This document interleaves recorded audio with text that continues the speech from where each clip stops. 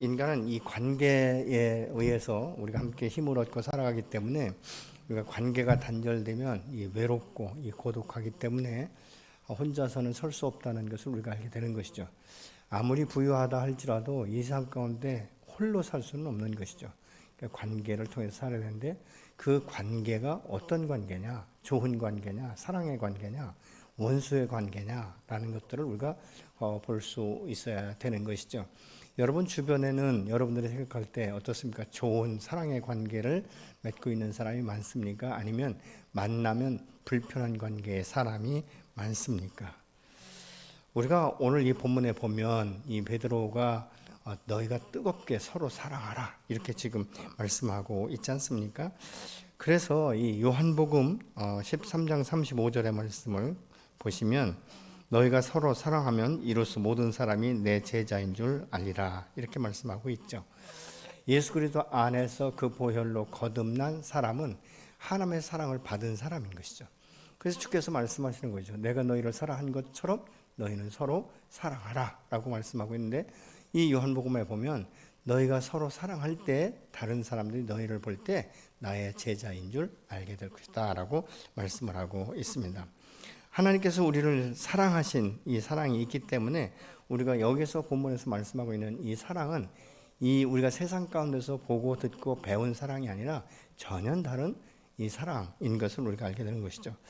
베드로가 이 사랑의 이 진실에 대해서 어떻게 알았을까? 여러 가지 마태복음에도 나와 있지만 이 요한복음 21장 15절 이하에 보면 주님께서 조반을 먹이신 후에 시몬 베드로에게 묻지 않습니까? 내가 이 사람들보다 나를 더 사랑하느냐? 이래서 세 번째 이 질문할 때 주님 내가 주님을 사랑하는 것을 주께서 아시나이다. 이 세 번째 고백은 뭐냐면 내가 너를 사랑하는 것처럼 너도 이 수평적인 관계에서 사랑할 수 있겠느냐? 이런 질문인 것이죠. 여러분 사랑이 없으면 사실은 울리는 갱과리와 같다라고 말하고 있지 않습니까? 그래서 이 사랑은 그럼 어떻게 우리가 할 수 있는가? 우리의 힘으로 능으로 할 수 없어요. 그렇기 때문에 지금 22절에는 너희가 진리를 순종함으로 너희 영혼을 깨끗하게 하여 거짓이 없이 형제를 사랑하기에 이르렀으니 마음으로 뜨겁게 사랑하라 이렇게 지금 말씀하고 있습니다. 그렇다면 여기서 사랑할 수 있는 방법은 무엇입니까? 진리의 말씀 앞에 너희가 먼저 순종해야 된다라고 말씀하고 있습니다. 이 하나님의 말씀은 운동력이 있지 않습니까? 그래서 히브리서에 보면 아주 예리한 검보다 더 예리해야 사람의 심령과 골수와 관절을 찔러 쪼개고도 남는다. 말씀이 내 안에서 운동하고 말씀이 내 안에서 운행하기 시작하면 무엇이 다른가? 이 빛 대신 생명력 있는 말씀이 내 안에서 운행하면 이 죄가 드러나기 시작하는 것이죠. 나의 심령이 어떤 상태인지, 내가 지금 영혼이 어떤 상태인지, 그리고 내 마음 가운데 무엇으로 가득 찼는지 이런 것들을 보기 때문에 죄가 드러나면 우리가 회개할 수밖에 없는 것이죠. 사실 회개는 기쁜 것이 아니에요. 고통이 수반되는 것입니다. 그동안 습관되어졌던 것, 이런 이 모든 것들을 내려놓는다는 것은 결코 쉬운 것이 아니거든요.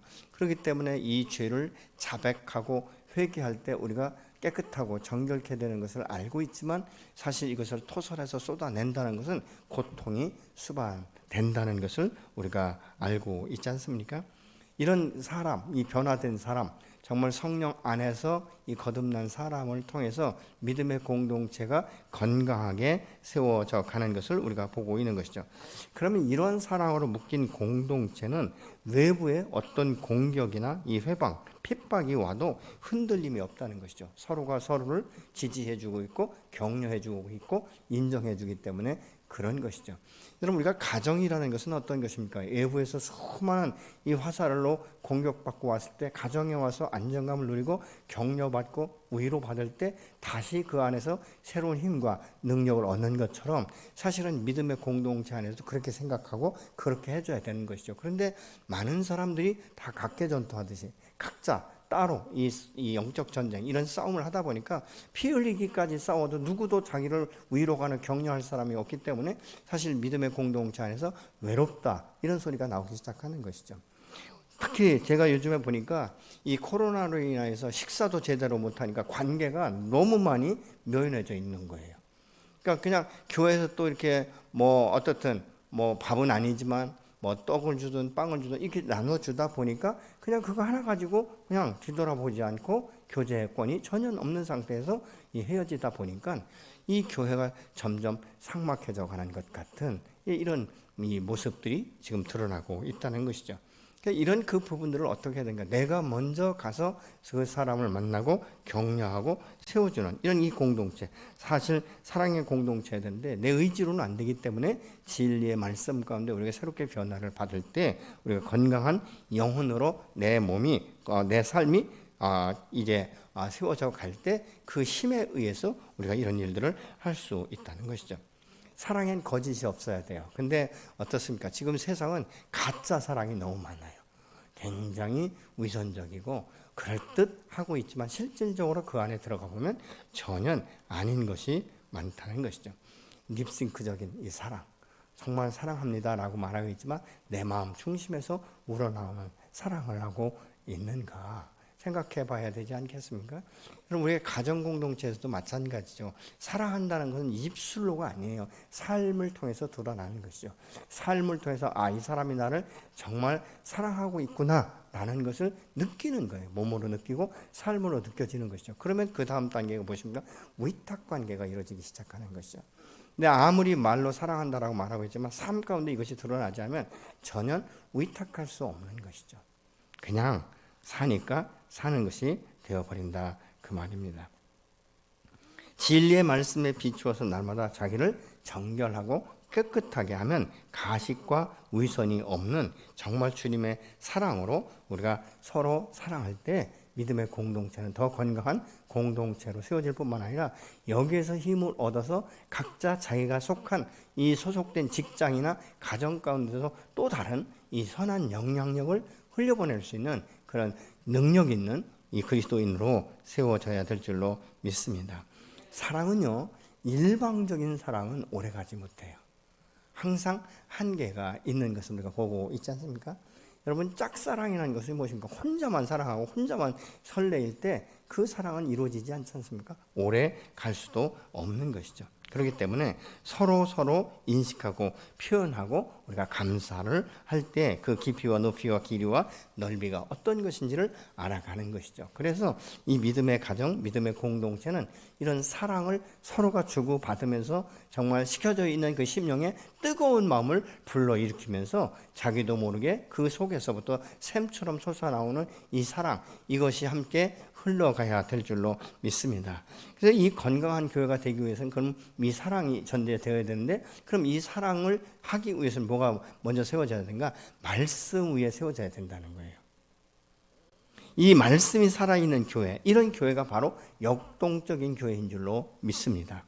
말씀을 읽고 묵상하고 기도해야 되는 것은 당연한 것인데 사람이 읽는 것으로는 다 깨닫지 못해요. 그래서 뭐가 필요한가?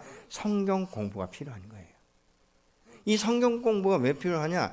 우리가 1대1로 이 성경 공부를 하고 있지만 또 때로는 이 목장 같은 이 목원들과 함께 나눌 때 전혀 내가 생각하지 못했던 이 그 말씀을 풀어내는 방법들이 다 다르거든요. 왜? 느끼는 것이 다르고 깨닫는 것이 다르고 삶과 환경이 다르기 때문에 그 말씀이 각 사람에게 어떻게 부딪히느냐에 따라서 반응을 나타낼 수 있기 때문에 그런 것입니다.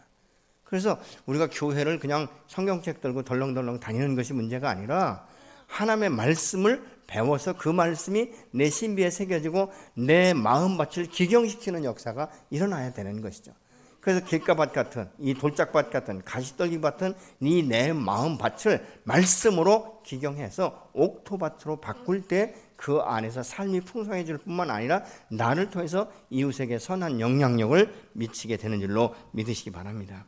여러분, 이 진리의 말씀이 내 안에서 역사하고 운행하기 위해서는 하나님께서 본질상 진노의 자녀였던 우리를 그 당신의 독생자 예수 그리스도 그 분을 우리의 죄값을 대신 지불하기 십자가에 아낌없이 내어주신 이 사랑, 그래서 우리가 진노의 자녀였지만 우리가 이제는 새로운 생명을 얻고 하나님의 자녀로 거듭나는 이런 놀라운 축복을 하나님께서 주시지 않았습니까?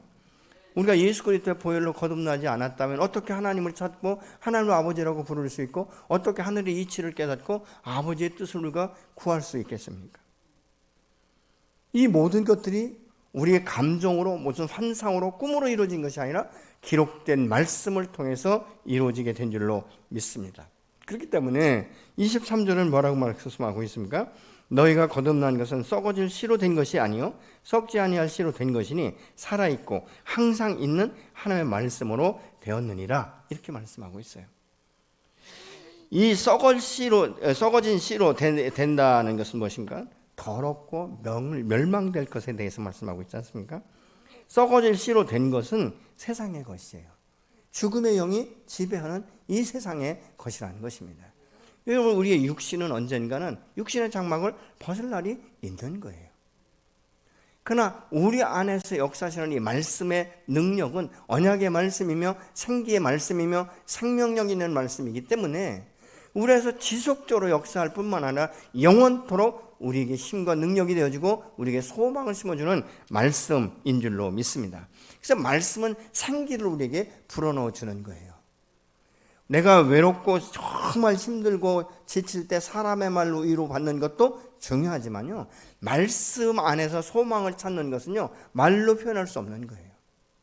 그 말씀을 붙들고 우리가 일어나는 것 아니겠습니까?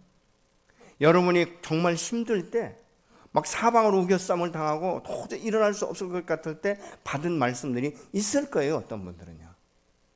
그러니까 그 말씀이 우리에게 소망이 되고 그 말씀이 힘이 되고 그 말씀이 능력이 되는 거예요. 왜? 하나님의 말씀은 정말 언약의 말씀이며 생명의 말씀이며 반드시 이루실 말씀이기 때문에 그런 것입니다. 여러분, 우리가 이 세상에서 꿈 한 번만 잘 꿔도 사람들이 그날 기분 좋아가지고 한턱 쏘는 사람들도 더러는 있는데 말이죠. 하나님의 말씀 안에서 내가 소망을 가지고 그 성령의 능력을 따라 지혜를 구하고 우리가 어둠의 것인지 이 빛의 것인지 생명의 것인지를 분별할 수 있는 이 능력이 우리에게 주어진다면 우리 이 세상 살아갈 때 어떤 누구보다도 감사하고 기쁘며 성령이 충만한 삶을 살아가게 될 줄로 믿습니다. 왜 그렇습니까? 이 세상의 것들은 다 죄와 연관된 것들이 있기 때문에 그런 것이죠. 영원하신 하나님과 이 분리된 채 예수 그리스도를 믿지 않기 때문에 결국은 무엇입니까? 영원한 사망의 길로 갈 수밖에 없다는 것입니다. 그러나 이 썩지 아니할 씨는 예수 그리스도를 통해서 받은 새로운 생명이면서 이 죽음을 이긴 부활 생명이지 않습니까? 그 생명 안에 있는 자들에게는 성령이 임하셔서 빛과 어둠을 구분할 수 있는 지혜를 주신다는 거예요. 그래서 세상의 요구와 유혹을 깨닫는 이 지혜, 이 분별력이 있기 때문에 오늘 또 우리는 승리케 되는 줄로 믿으시기 바랍니다. 여러분, 이것이 분별이 없으면 끊을 수가 없어요. 근데 이게 분별이 되면 정확하게 끊을 수 있지 않습니까? 이건 하나님께로부터 온 것이 아니기 때문에. 때로는 그래서 우리가 결박하고 묶고 선포하는 것이죠. 어둠아, 너는 더 이상 나를 속일 수 없고 나를 괴롭힐 수 없느니라. 너는 영원히 내게서 결박을 받고 예수의 이름으로 마음에 떠나갈지어다. 우리가 그렇게 명령하는 거예요. 여러분, 때로는 이것이 얼마나 재미있는지 아십니까? 막 괴롭고 고통스러울 때 하나님 앞에 나가 기도할 때 하나님께서 담력을 주시면 예수의 이름으로 결박하고 끊으면 순간에 이것이 사라지는 것들을 우리가 경험할 수 있지 않습니까? 그래서 이 말씀의 능력은 오늘도 저희 여러분을 새롭게 변화시키는 능력이 있는 줄로 믿으시기 바랍니다. 그래서 우리가 이 세상 나그네 길을 살아갈 때 엎드러져도 아주 넘어지지 아니하면 주께서 나를 붙들고 계시기 때문에, 나를 일으키시기 때문에, 때로는 우리가 모래 위의 발자국처럼 말이죠. 내가 지치고 힘들어서 도저히 이 진리의 길을 따라갈 수 없는데 어느 순간에 보니까 이만큼 앞서서 내가 다가온 것을 보지 않습니까? 누가 그렇게 했습니까? 주께서 나를 품에 안으시고 때로는 업으시고, 그래서 이 모래 위에 있는 발자국은 내 발자국이 아니라 주님의 발자국이라고 말하고 있지 않습니까? 이 말씀을 듣고 행하는 사람으로 인하여서는 거짓이 없는 뜨거운 사랑을 할 수 있도록 만드는 것은 말씀 자체가 거룩하고 청결하기 때문에 그렇습니다. 여러분, 말씀은 능력이 있어요. 이 말씀이 내 안에서 부딪히기 시작하면요, 반드시 변화될 때까지 부딪히는 거예요. 그렇지 않습니까? 때로는 내가 죄를 범하면 내 양심의 가책을 느끼기 시작하면요, 회개할 때까지 그게 양심의 가책을 느끼게 하는 경우가 많이 있지 않습니까? 그럼에도 불구하고 회개하지 않으면 나중에 시간이 지나면서 감각이 무뎌지면 양심이 화인 맞은 사람처럼 변질되기도 해요. 그래서 때로는 우리가 이 양심의 가책을 느낄 때 곧바로 회개하고 돌아서는 것, 이것이 복인의 선택이며 삶인 줄로 믿습니다.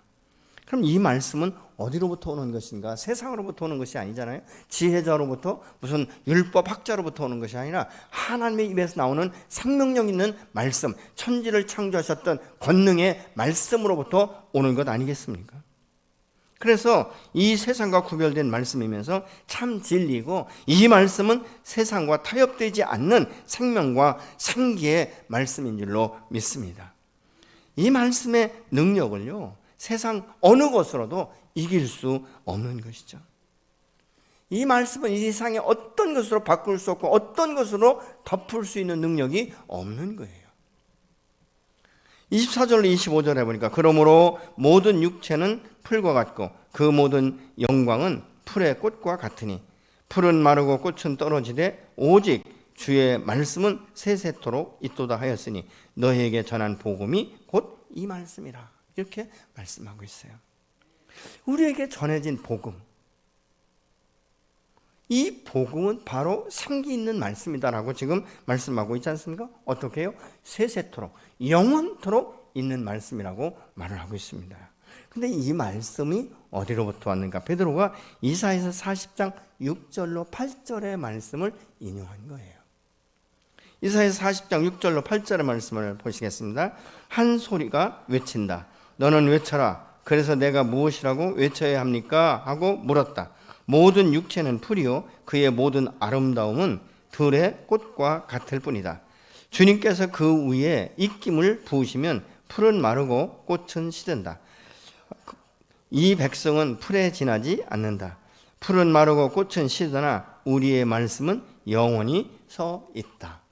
이 이사야서 40장 6절로 8절의 말씀을 세번역 성경은 이렇게 말씀하고 있는 것입니다. 그럼 이사야서의 이 말씀이 많은 이스라엘 포로 이후에 흩어진 디아포로스의 그 공동체 안에 이런 말씀들이 참 많이 인용이 되었어요. 왜냐하면 흩어진 이스라엘 백성들이 사실은 본의 아니게 흩어지지 않았습니까? 죄 때문에, 우상을 섬기고 이런 것 때문에 흩어지다 보니까 힘이 미약한 거예요. 이들에게 하나님께서 말씀을 주기 시작하는 것이죠. 무슨 말씀입니까? 우리의 육체는 마치 풀이나 꽃과 같다.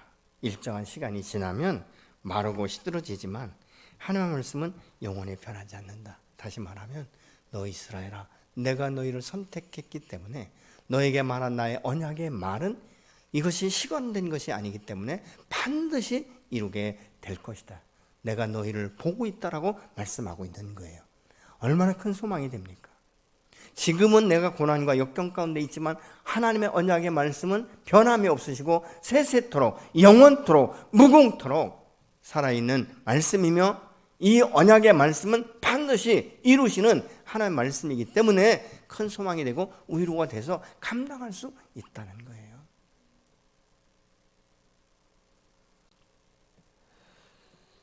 여러분, 하나님은 신실하시기 때문에 하나님의 약속 또한 반드시 이루시는 하나님이신 줄로 믿습니다.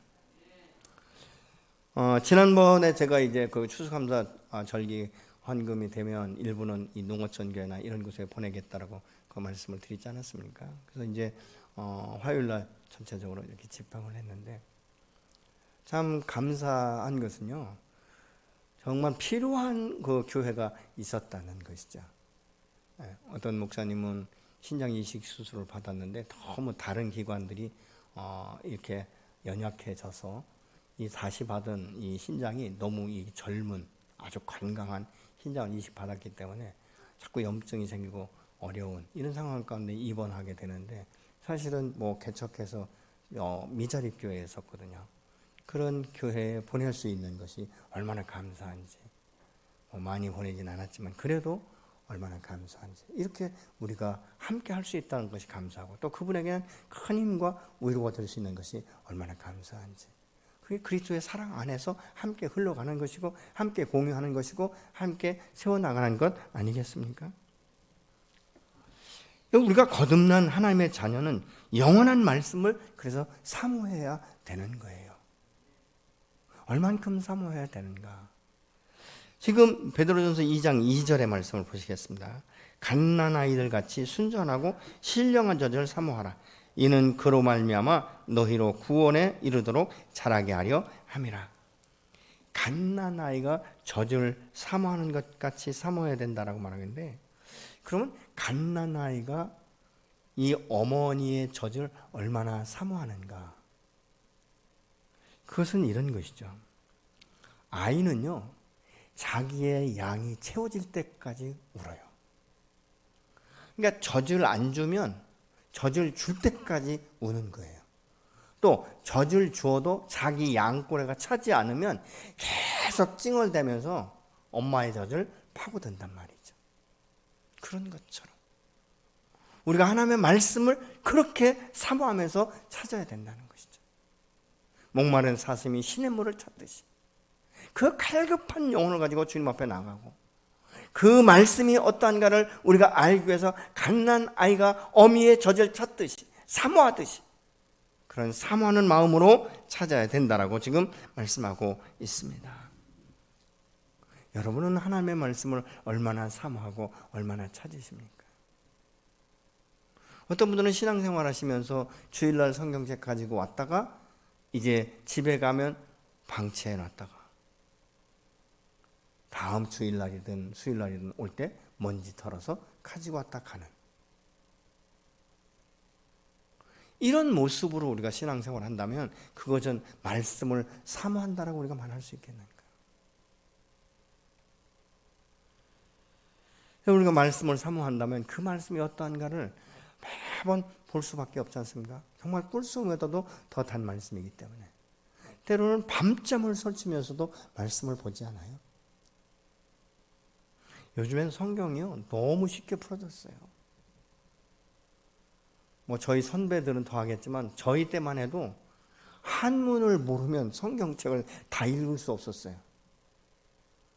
그리고 이 성경책이 지금은 가로로 글씨가 써 있지만 옛날엔 다 세로로 성경이 써 있어 가지고요 읽기가 참 불편했어요. 뭐 지금은 가로 성경이니까 일반 책 보듯이 보는데, 과거의 성경은 전부 다 세로 성경이기 때문에 이게 성경 보는 게 쉽지 않고, 한문이 더러 많이 있기 때문에 한문을 모르면 우편을 찾아보든지 그렇게 해서 성경을 볼 수밖에 없었어요. 그럼에도 불구하고 그 옛날에 우리의 선조들은 그 말씀을 얼마나 사모했는지, 말씀을 읽다가 울어가지고 성경책이 얼룩지고 이럴 정도로 말씀을 사모했거든요. 그래서 어떤 분들은요 한글을 몰랐는데 교회 다니면서 이 매주마다 성경을 펴서 읽고 하는 그런 모습을 보다가 하나님 앞에 어떤 때는 그런 분도 있어요. 하나님, 나 이 성경을 좀 읽을 수 있도록 내 눈을 뜨게 해달라고. 그래서 교회 다니면서 한글을 깨우친 분도 있다는 거예요. 얼마나 간절했으면, 얼마나 사모했으면 그런 역사가 일어날 수 있겠습니까? 지금 베드로는요 이 1장에서 소망에 대해서 계속적으로 말씀하시다가 오늘 보면 22절은 사랑에 대해서 말씀하고 있어요. 근데 또 사랑에 대해서 뜨겁게 사랑하라고 말씀하시다가 끝부분에 가서는 말씀으로 돌아가지 않습니까? 왜 그럴까? 사랑하라고 했으면 사랑에 대해서만 설명을 하지.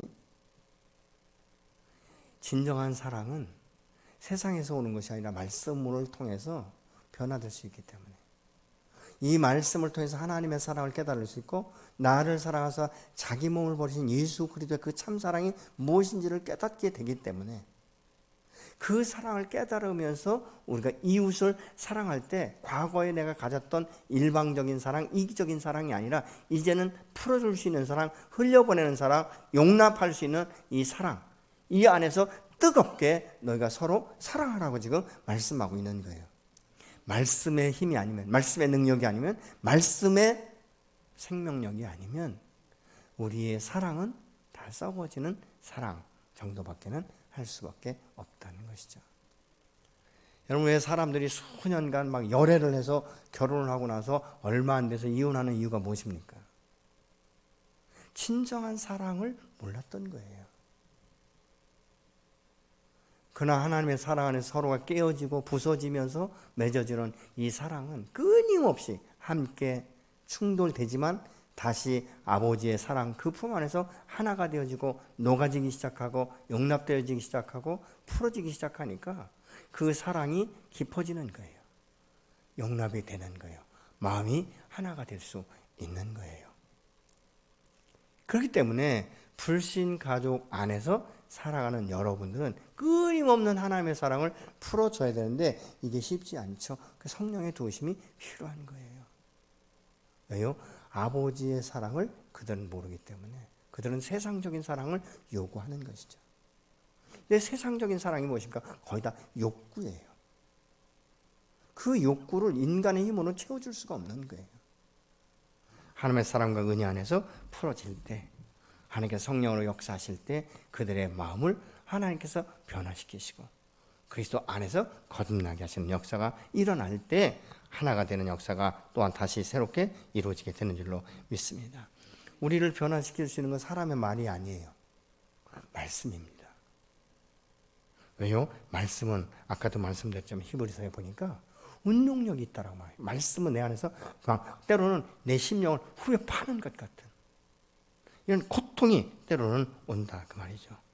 그 말씀에 의지해서 내가 정결케 되기 시작하는 것이고 이 거짓을 말하던 우리의 입술, 이 부정한 입술이 제단 숯불로 지져져서 진리를 말하게 되는 것이고 진실을 말할 수 있게 되는 것이죠. 그렇기 때문에 베드로는 그 베드로전서 2장 1절에서 이 사랑을 해치는 이 일에 대해서 5가지로 지금 말을 하고 있습니다. 그러므로 모든 악독과 모든 기만과 외식과 시기와 모든 비방하는 말을 버리고 이렇게 말씀하고 있지 않습니까? 악독은 무엇인가? 사람의 마음속에 있는 모든 악을 총칭하는 것을 악독이다 이렇게 말하고 있어요. 어떤 사람들하고 관계하다 보면 그러잖아요. 야, 이 사람이 이렇게 악한 사람인 줄 몰랐다. 이렇게 독한 사람인 줄 몰랐다. 때로는 깜짝 놀라지 않습니까? 아니, 이 사람하고 교제한 지 1, 2년 안에는 이런 게 없었는데 어떻게 사람이 이렇게 악해질 수 있는가? 아, 요즘 세상 보면 무섭잖아요. 아니, 연애하다 헤어지자고 했다고 죽여버리잖아요. 얼마나 악한지. 이게 오늘날 세상이에요. 왜요? 사랑이 없기 때문에. 사랑이 뭔지를 몰라요, 세상 사람들은. 육체적인 만족을 채워주면 그게 사랑인 줄 아는 것이죠. 얼마나 이기적이고 얼마나 자기중심적이고 얼마나 악한지.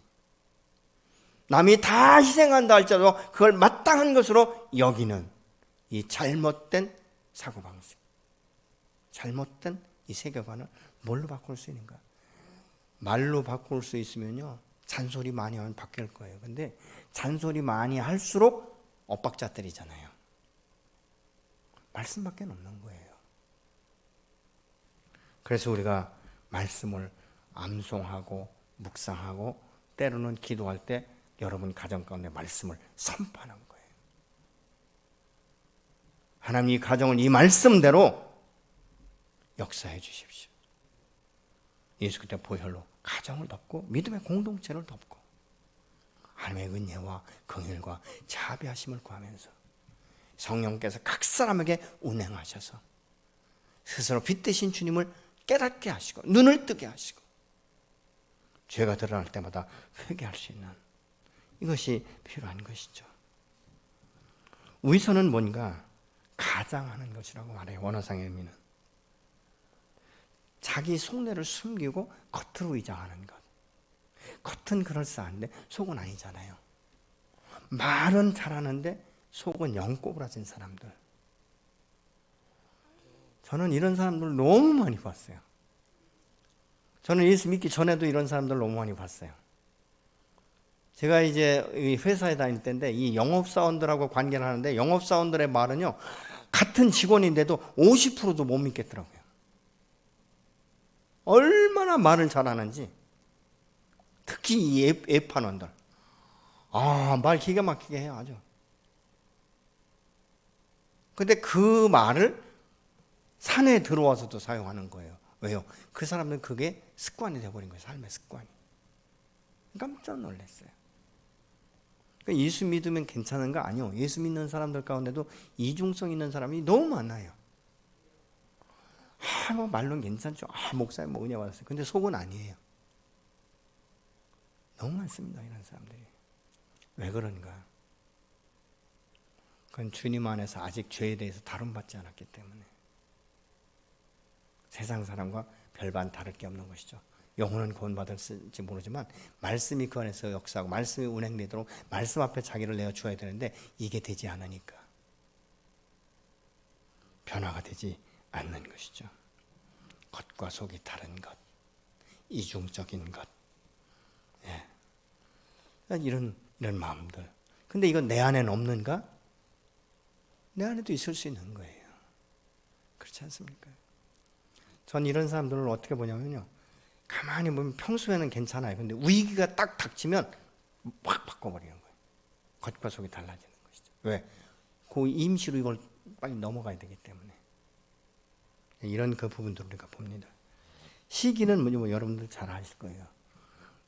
나보다 남들이 잘 되는 그 꼴 못 보는 거죠. 남들이 자기보다 더 많이 주목받으면 이게 참지 못하는 거예요. 시기하는 마음, 질투하는 마음. 이것이 나중에는요, 원수 맞게도 해요. 어쩌면 가인은 아벨의 제물을 받고 자기의 제물을 받지 않은 것 때문에 아벨에 대한 이 시기하는 마음이 있었을지 몰라요. 그 다음에 비방하는 사람. 이 비방하는 사람은 타인을 향해서 험담을 하거나 그 사람의 명예를 떨어뜨리기 위해서 그 사람의 단점이나 없는 말을 계속적으로 전달하는 것이죠. 그래서 이 믿음의 사람은요, 이 말씀을 통해서 성령의 도심으로 혀를 제어하는 힘이 있어야 돼요. 작은 불이 큰 불을 일으키는 것처럼 우리의 작은 이 혀를 제어하지 못하면 사실 인생을 망쳐버릴 수 있고 다른 사람을 죽일 수도 있는 거예요. 그래서 우리는 이 성령 안에서 이 혀를 제어할 수 있고 다스릴 수 있도록 기도하는 것이 필요한 것이죠. 그래서 지혜롭게 말할 수 있도록. 그래서 때로는요, 우리가 말을 할 때 특히 이건 훈련이 되어지지 않으면 안 되지만 막 화가 났을 때 급할 때 확 나오는 말을 일단 제어시킬 수 있는. 제가 보니까 막 화가 났을 때 말을 하다 보면 자기도 무슨 말 하는지 몰라요, 나중에 보면. 그렇지 않습니까? 그러니까 이런 자기 통제가 되지 않는 거예요. 그래서 순간에 주님 내게 참을 수 있는 마음을 주십시오 하든지 아니면 큰 숨 한 번만 들이쉬어도 벌써 말이 달라질 수 있는 거예요. 어떤 분들은 그러더라고요. 막 얼굴이 상기돼가지고 확 하면서 화나셨어요. 그럼 절대 화 안 났대요. 근데 말이 거칠어져요. 말이 쌍시옷자가 많아요. 이런 그 부분들 우리가 보지 않습니까? 근데 이게 다른 사람만 그냥 아니요. 나도 화가 났을 때 그렇게 사용될 수 있다는 것이죠. 그래서 평소에 말을 자꾸 훈련하는 게 굉장히 중요해요. 제가 경험하고 보니까 그렇더라고요. 내 주변에 어떤 사람들이 있는가 이걸 보면요. 내 말이 그 사람들과 이렇게 동화되어 있는 걸 많이 봐요. 제가 예수 믿기 전에 직장 다닐 때는 제 주변에 있는 사람, 영업사원들을 얘기했잖아요. 얼마나 욕을 잘하는지 몰라요. 근데 저는 괜찮은 줄 알았거든요. 저는 굉장히 점잖은 줄 알았어요. 그런데 어느 날 보니까 저도 똑같이 욕을 하고 있더라고요. 제가 이제 군대 갔다 와서 직장을 다른 곳으로 바꿨거든요. 근데 그곳에 가니까 이 직원들이 전부 다 존칭어를 쓰는 거예요. 그래서 저도 모르게 그게 존칭어가 써지는 거예요. 그때 말이 바뀌었어요. 우리가 예수 안에서 거듭났을 때 사실은 이렇게 말을 잘하는 것, 다른 사람을 존경하고 배려하고 존중하는 이 마음으로 말을 훈련시키는 것, 이것이 얼마나 중요한지 몰라요. 그래서 여러분 가정에서도 자녀들에게 평소에 말을 하는 훈련을 시키셔야 돼요. 이것이 얼마나 중요한지 모릅니다. 어떤 목사님은 그러시더라고요. 막 집회 가면 남들이 목사님 이렇게 욕하세요. 난 욕 한 번도 안 했다고. 한번 들어보세요. 녹음한 거 들어보니까 진짜 욕이 많더래요. 그래서 왜 이렇게 욕을 하나 봤더니 자기 어머니가 그렇게 욕을 많이 하셨대요. 이런 어떤 이 가정의 문화일 수도 있지만 본인이 세상에 살면서 이 세상 속에서 이겨내기 위해서 자기도 모르게 그런 거친 언어를 사용할 수도 있다는 것이죠. 그렇기 때문에 우리의 말을 길들이는 것 매우 중요합니다. 오늘 말씀처럼 여러분의 가정과 우리 교회 공동체가 건강하고 말씀 안에서 새롭고 정결케 되어서 주께서 우리를 사랑하신 같이 서로가 서로를 뜨겁게 사랑하고 정말 격려해주고 존중해주는 공동체가 되기를 간절히 소망합니다. 여러분, 이 믿음의 공동체가 건강해지면 외적인 환경이나 어떤 상황 때문에 요동치 않습니다. 외부의 공격에 쉽게 넘어가지 않습니다. 왜냐하면 이 공동체 안에서 몇 겹줄이 지금 묶여 있기 때문에 그렇습니다. 그래서 성경하면 한 겹줄보다 두 겹줄, 두 겹줄보다 세 겹줄이 낫다라고 말하고 있지 않습니까? 근데 가정도 그렇고 교회도 그렇고 한두 사람이 아니지 않습니까? 이게 사랑으로 서로 뭉쳐지고 하나가 되어질 때 이 가정과 이 믿음의 공동체는 누구도 흔들릴 수 없어요. 어둠의 영도 왔다, 한 발로 왔다, 100발로 떠나는 역사가 일어나게 될 줄로 믿으시기 바랍니다. 이것은 바로 다른 사람이 먼저가 아니에요. 내가 먼저 시작하는 것 매우 중요한 것입니다. 저는 우리 교회 성도들 안에 서로가 서로를 격려하고 뭐 코로나든 아니든 우리 인사는 할 수 있지 않습니까? 다 마스크 쓰고 인사하고 좀 그렇게 이번 주부터라도 변화됐으면 좋겠어요. 그냥 예배만 끝나면 막 꼬리가 빠지게 가듯이 그렇게 하지 말고 내가 이번 주부터는 내가 두 사람 이상 인사하고 가리라. 이런 어떤 마음 여러분들이 가지셨으면 좋겠습니다. 아멘.